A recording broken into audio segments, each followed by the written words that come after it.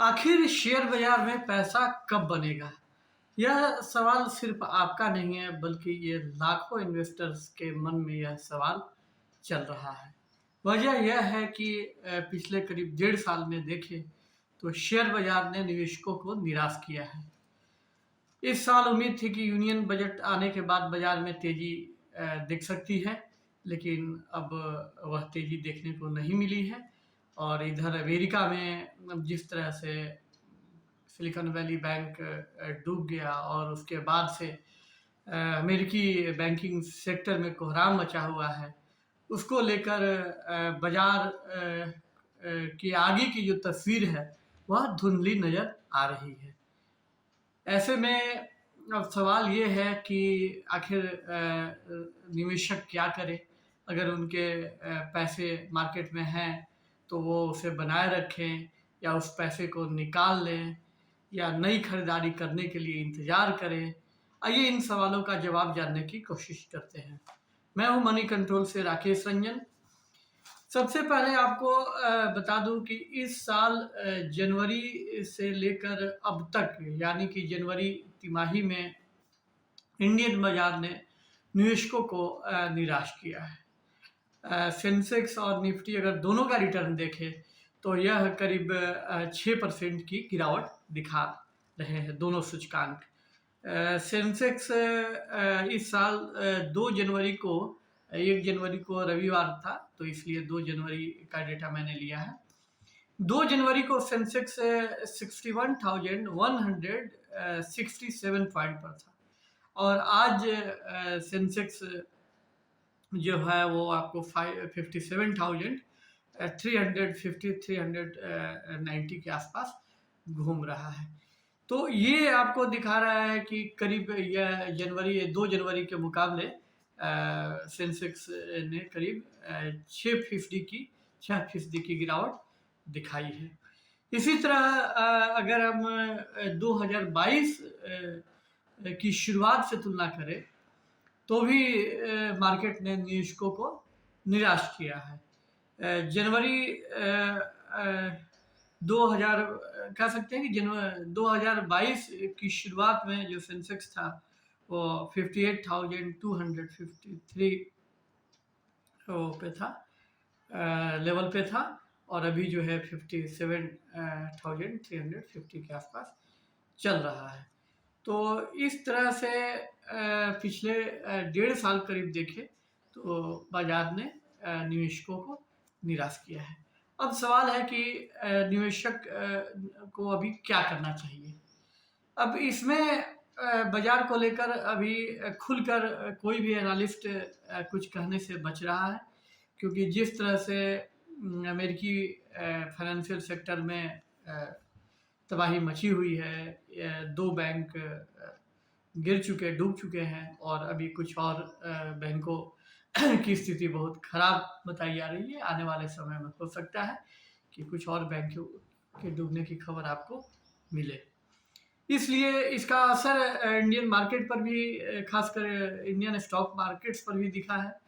Banking शेयरों जिनमें हाल तक बहुत अच्छी तेजी दिख रही थी, उनमें जो है गिरावट देखने को मिल रही है। खासकर सरकारी बैंकों की शेयरों में खासा दबाव दिख रहा है।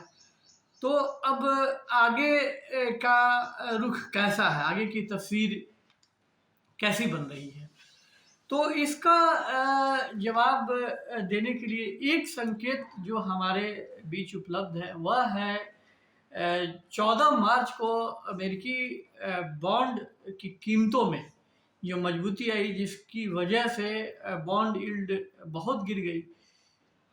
वो हमें बहुत कुछ बताता है कि आगे का रुख किस तरह का रहने वाला है। ऐसा इसलिए कि बाजार में जब बड़ी गिरावट आने वाली होती है या आती है तो बॉन्ड की यील्ड जो है वो बहुत ज़्यादा घट जाती है। जिस तरह से 14 मार्च को बॉन्ड की यील्ड में गिरावट आई, उसी तरह से हम पिछले 2 मौक़ों की बात करेंगे। 1987 में 19 अक्टूबर को अमेरिकी बाजार में बहुत बड़ी गिरावट आई थी और अमेरिकी बाजार का प्रमुख सूचकांक डाउ जोन्स जो है वह 23% गिर गया था और उसके अगले ही दिन अमेरिकी बॉन्ड यील्ड में बहुत बड़ी गिरावट आ गई। तो इसका मतलब ये है कि बॉन्ड यील्ड में गिरावट और स्टॉक मार्केट के माहौल में सीधा संबंध है। इसी तरह से हमने 2001 में 9/11 के समय देखा था, जब अमेरिका में आतंकी हमले में ट्विन टावर गिरा दिए गए थे, तो डाउ जोन्स में बहुत बड़ी गिरावट आई थी, करीब 7% से ज़्यादा की गिरावट आई थी एक दिन में। और इसके चलते जो है कि बॉन्ड यील्ड काफ़ी गिर गई थी। तो अगर 14 मार्च, ये अभी जो पिछला हफ्ता बीता है, अगर 14 मार्च की बात करें तो बताया जा रहा है कि 14 मार्च को जो अमेरिकी बॉन्ड यील्ड में गिरावट आई है वह 1987 के बाद एक दिन की सबसे बड़ी गिरावट है। तो बॉन्ड की कीमतों में तेजी और यील्ड में गिरावट का संबंध सीधा मार्केट को लेकर इन्वेस्टर्स ट्रेडर्स का जो अंदाज़ा है उससे है। जब कभी शेयर बाजार में गिरावट आती है तो इन्वेस्टर्स ट्रेडर्स सुरक्षित निवेश के माध्यमों की तरफ भागते हैं और सुरक्षित निवेश में बॉन्ड, चाहे वो इंडियन मार्केट गवर्नमेंट का बॉन्ड हो या अमेरिकी गवर्नमेंट का बॉन्ड हो, तो वो बॉन्ड खरीदना शुरू कर देते हैं। और जब बॉन्ड की खरीदारी बढ़ती है तो उसकी कीमतें बढ़ जाती हैं, जिसके चलते उसकी यील्ड गिर जाती है। 14 मार्च को ठीक यही हुआ है और 14 मार्च के अगर संकेत को अगर हम माने तो ऐसा लगता है कि अभी ग्लोबल मार्केट, अमेरिका, इंडिया और जो दूसरे मार्केट्स हैं, जो बड़े मार्केट्स हैं, उनमें सेंटीमेंट बहुत कमज़ोर चल रहा है।